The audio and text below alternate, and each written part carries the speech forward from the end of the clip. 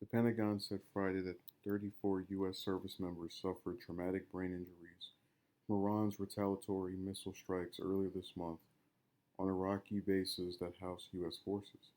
Half of the service members identified remained in Iraq and have returned to active duty, while the other 17 are under medical observation in Germany and the United States.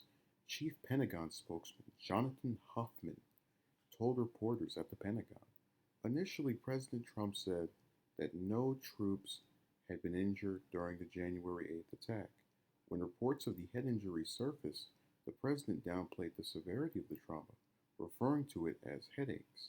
This was the first updated injury report from the Iran missile strikes since the Pentagon announced on January 17th that 11 American service members had been flown from Iraq with concussion like symptoms.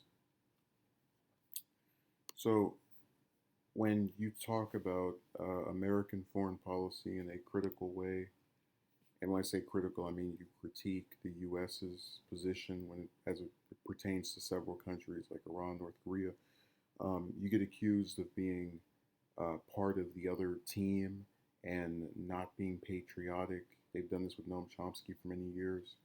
But one of the most patriotic things I think you can do is have concern for American service members. And at the heart of the opposition that myself and other anti war people have is that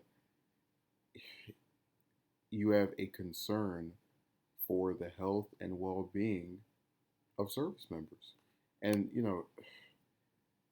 all of this traumatic brain injury that this several dozen, or rather 2 dozen, and a little bit close to three. 3 dozen is 36 or 34.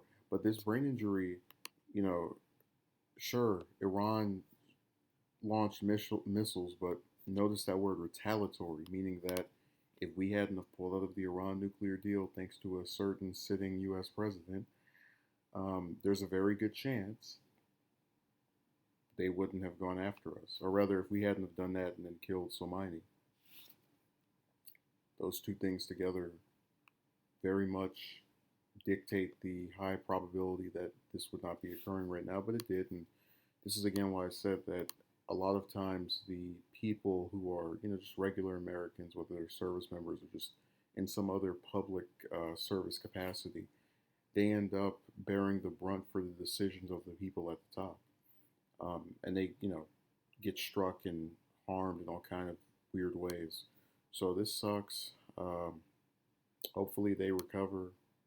It's not looking too good, and this is just another example of how the things we do have consequences, and they affect people in the most unexpected and worst ways.